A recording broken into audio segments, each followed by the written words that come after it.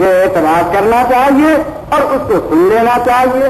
یہ اس کا علم ہے جو تجھے جسور بنائے ہوئے, اور یہ اس کی بندہ پروری ہے جو تیرے اندر جرأت کی رگیں پھڑک رہی ہیں, اور یہ تیرا جہل ہے جو عین علم سے لڑ رہا. مگر تو جاہل ہو کے لڑتا ہے, وہ اگر برابر کا جواب دے تو فرق کیا رہ جائے. اسی لیے علم والے چپ ہو جاتے ہیں.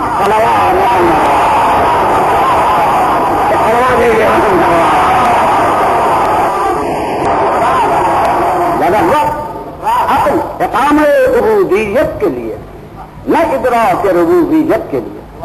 ربوبیت کی وسعت کہاں اور عقل کا مختصر ساغر کہاں, اس کے اندر ربوبیت کے جلوے آ جائیں. ناممکن ہے کہ آ سکیں. لہذا مصرف بدلنے والے جتنا بھی اللہ کے باب میں غور کریں گے ٹھوکریں کھاتے چلے جائیں گے.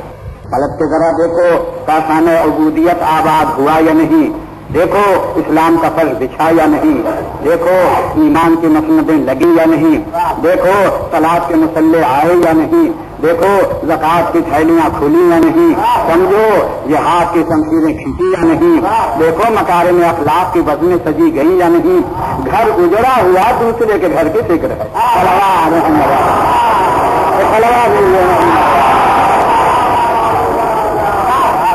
ارے حضور والا پہلے اپنے گھر میں چراغ جلا لیجیے, اس کے بعد مشہور ہے کہ مسجد میں جائیے.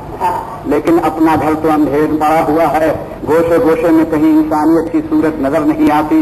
اخلاق نے اس طرح چھا لیا ہے ہماری منزلوں کو کہ ہماری منزلوں میں انسانی صورت کا جمال اس طرح مٹ کے رہ گیا ہے کہ جیسے کیا کروں کہ وہ حسرتیں دفن ہو جاتی ہیں کہ جن کے لیے دل تڑپتا ہے انسانیت ہو اور جوہر انسانیت نہ ہو, بشریت ہو اور گوہر بشریت نہ ہو, شجر ہو اور ثمر بشریت نہ ہو, دریا ہو اور آبرو بشریت نہ ہو, چمن ہو اور نکھت بشریت نہ ہو, ارے دل ہو اور آرزو بشریت نہ ہو.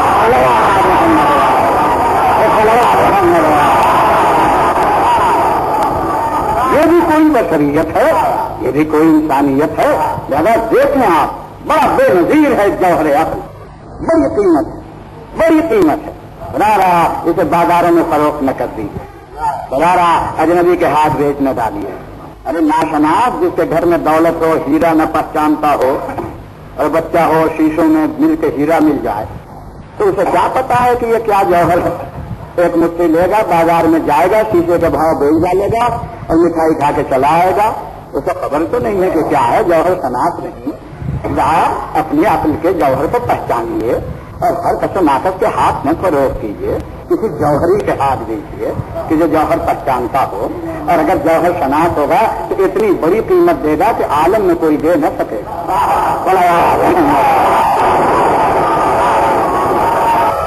عالم میں کوئی نہ دے سکے گا اور اس سے زیادہ بالا تر کوئی قیمت لگا نہ سکے گا, بشرطے کہ جوہر عقل پر زنگ نہ آیا ہو, بشرطے کہ جوہر عادت کے دھبے نہ آئے ہوں, بشرطے کہ جب آئینہ عقل پر رسم و رواج کے داغ نہ لگے ہوں, بشرطے کہ ماحول نے اثر نہ کیا ہو بلکہ لاحول پہرا دے.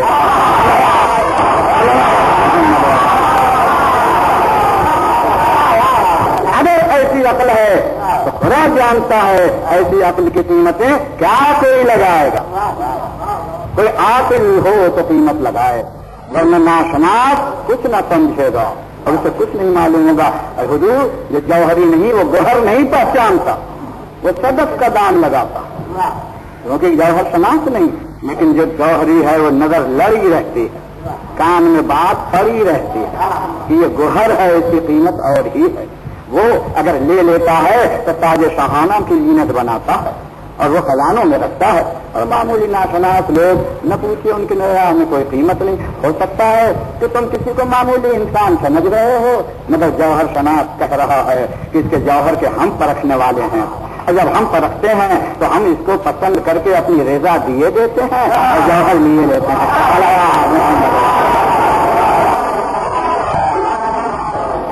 تو اب معلوم ہوا کہ عقل اقامہ عبودیت کے لیے لاول ادراک الربوبیت. مگر اسی کے ساتھ یہ فقرہ بھی یہ اس قسم کا عرض کرنا عام ذوق کے مطابق نہیں ہے, مگر اساس ہے اس لیے عرض کر رہا ہوں. عام ذوق تو مجھے بھی معلوم ہے آپ کے اقبال سے پڑھتے پڑھتے ہزارہ مقام پر کچھ نہ کچھ مزاج کی استاد مجھے معلوم ہی ہے، مگر میں ہر استاد میں گرنا نہیں چاہتا، اس لیے میں آغاز کلام میں عرض کر رہا ہوں اور آپ سنتے جائیں گے. جب عقل اقامہ عبودیت کے لیے، اگر اقامہ عبودیت کر دیا عقل نے تو فریضہ عقل ختم ہوا، اور جب عقل کا فریضہ ختم ہوا تو واحد العطایا اپنا کرم شامل کرے، اور جب وہ شامل کرے تو پھر اقامہ عبودیت کو اگر صحیح کر دیا ہے تو اس اقامت کے بعد پھر اس عقل کو زمین پر نہیں چھوڑتا، پھر پانی پر نہیں رہنے دیتا، پھر فضاؤں میں نہیں رہنے دیتا، اٹھا کے اپنے ہاتھ سے قاب قوسین کی محراب میں رکھتا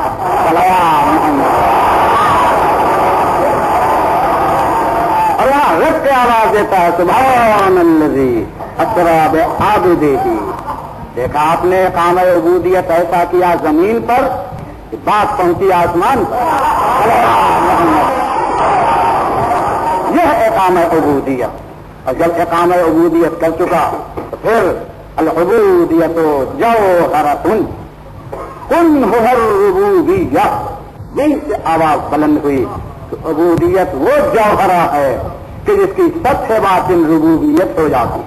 اب معلوم ہوا کہ عبودیت کسی کی اتنی بلند ہوئی کہ جب افق امکان ختم ہونے لگا تو آئینہ ہو کے حیرت میں رک گیا، اور جب حیرت میں رک گیا تو ادنو ملنے کے چیخے دیے جانے لگے، اور جب یہ تنویریں بڑھائی گئی تو پھر ادنا بات میں راج رہ گئی.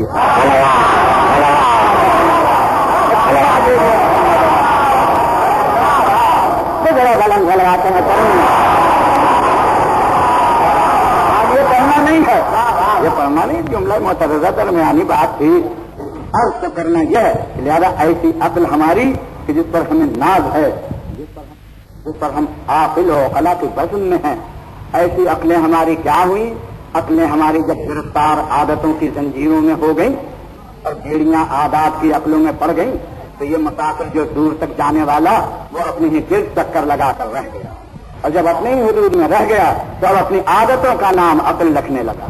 فطرت افسردہ دل ہو کر دیکھنے لگی، اور عقل بگڑ کر عادتوں کے اندر آ کر روح پیدا کر کے عادات کا نام عقل رکھا. اب ہمارے اندر دونوں جذبے پیدا ہوئے، فطرت جھنجھوڑ رہی ہے کہ کچھ اور ہے، اور عقل کی عادت کہہ رہی ہے کہ نہیں کچھ اور ہے. ان دونوں کی کشمکش میں جب ذہن انسانی مبتلا ہوتا ہے تو اس وقت کا معرکہ سر کرنا بڑے مجاہد کا کام ہوتا، ہر ایک کا کام نہیں ہے کہ وہ اس معرکے کو سر کر لے. ایسے موقع میں انسانی عقل اقرار و انکار کے درمیان میں آ جاتی ہے. عادت کہتی ہے یہ مان لے، عقل کہتی ہے وہ مان لے. عادت و عقل میں جنگ ہوتی ہے، فطرت بڑھ کے عادت کی کمک پہنچاتی ہے، فطرت ابھرتی ہے، عادت دباتی ہے، ایک معرکہ شروع ہو جاتا ہے. اس معرکے میں جو کامیاب ہو گیا کیا کہنا اس مرد مجاہد کا، اور جو اس معرکے میں ہٹ گیا میدان چھوڑ کر وہ عادت کا اسیر بن گیا، عقل کا چراغ بجھ گیا، عقل کا نام عادت رکھنا شروع کیا. ایسے موقع میں آپ دیکھیے فطرت کہتی ہے کہ اللہ کو مان، صلوات محمد. بگڑی ہوئی عادت کہتی ہے نہ مان، اس لیے کہ رواج یہی چلا آ رہا. ہمارے بزرگوں نے نہ مانا، ہم مانے، صلوات محمد. ارے بزرگوں نے نہ مانا تو ہم مانے، کیا منہ دکھائیں گے باپ دادا کو؟ کیا جواب دیں گے؟ دنیا کہے گی ننگے خاندان ہو گئے، پورا خاندان تو اللہ کو مانتا نہیں تھا، ایک آپ نکلے ہیں اللہ کے ماننے والے. تو بھائی انگشتمائی سے بہتر ہے کہ خاندان میں مل جاؤ، چاہے حق چھوٹ جائے مگر خاندان نہ چھوٹے.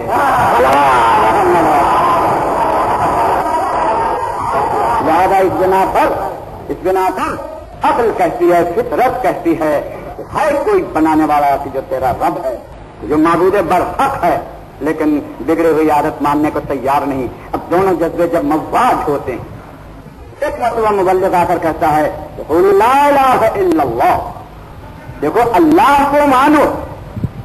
فطرت مسکراتی ہے کہ میرا مددگار تو آ گیا.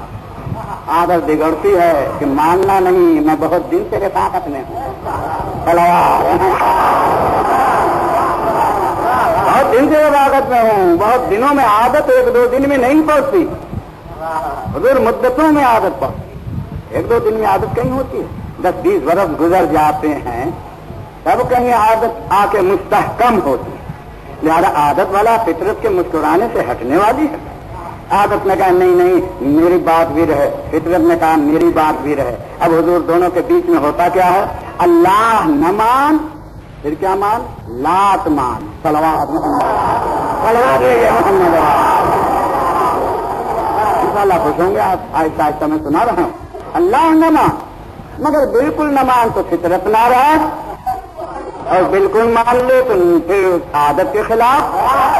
اب دونوں کے بیچ میں مانو اللہ نہ رہے, کچھ حرف لے لو, لات کہنا شروع کر تاکہ درمیانی راستہ بنے. درمیانی راستہ کچھ آغاز ہی سے درمیانی راستہ بن رہا تھا.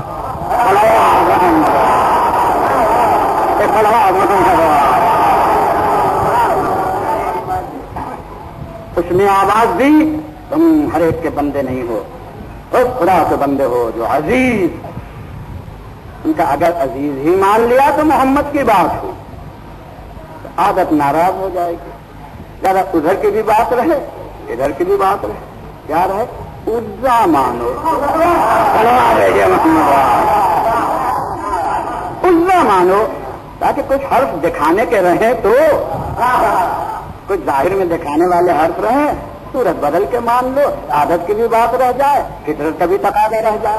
اس نے آواز دی ارے وہ منان ہے. کل مان لے تو پھر وہی نہ ہو جائے, مگر ماننا بھی مروت سے ضروری ہے. اچھا چیز ہوتا ہے حضور دل نہ چاہے اور مروت منوائے, تو پھر ایک درمیانی راستہ ایسا ہوتا ہے کہ بغیر مبارکباد کے چارہ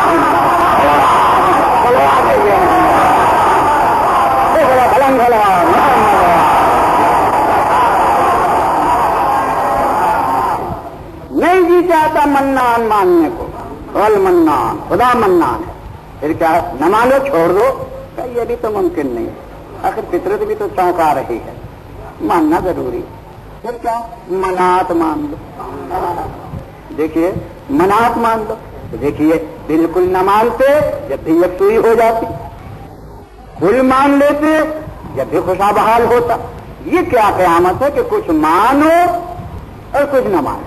یہ بڑا خطرناک راستہ ہے کہ کچھ مانو اور کچھ نہ مانو.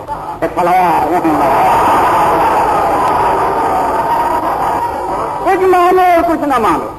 یہی عرب کا خصوصاً عرب کی دنیا کا دستور بن گیا.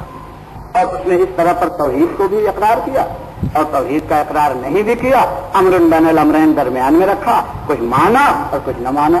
اب میں کیا کہوں اس کے بعد حضور والا, اگر بالکل فطرت نہ ہوتی تو تعلیم دینے کا موقع ہوتا. فطرت موجود ہے, تقاضا کر رہی ہے, ماننے کو تیار نہیں. عادت نہ بگڑی ہوتی تو بڑا اچھا موقع ہوتا. ماننے والے کوئی ایسا بھی ملا کہ جس کی عادت بگڑی نہ ہو, جو ابتدائی سے ایسی گود میں پالا جائے کہ جہاں سے حقانیت کا پرچم لہرا رہا ہو, اور جہاں سے عادت بگڑنے کا خیال ہی نہ ہو. ابھی ہماری آپ کی عادت بگڑے گی لیکن محمد کی عادت تو نہیں بگڑ سکتی. آپ کی عادت پر کوئی مسلم دھبا نہیں رکھ سکتا. اگر انہی کی گود میں کوئی پالا جائے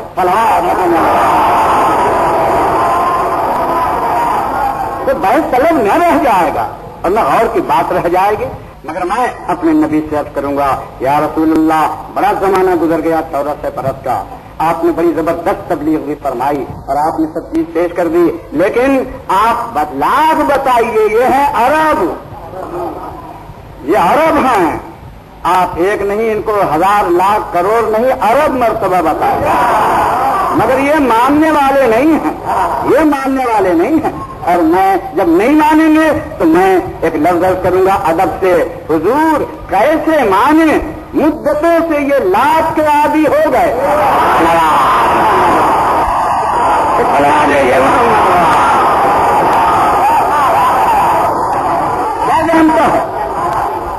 مدتوں سے یہ لات کے عادی ہو گئے, اب یہ بات سے نہیں مانیں گے. حضور لات کا آدمی کہیں بات سے مانا تو یا رسول اللہ آپ صرف بات نہ پیش کیجیے, بات نہ پیش کیجیے, بلکہ اس کے ساتھ کچھ اور بھی. میں جانتا ہوں قرآن اللہ کی بات ہے اور اتنے اللہ کا ہاتھ ہے.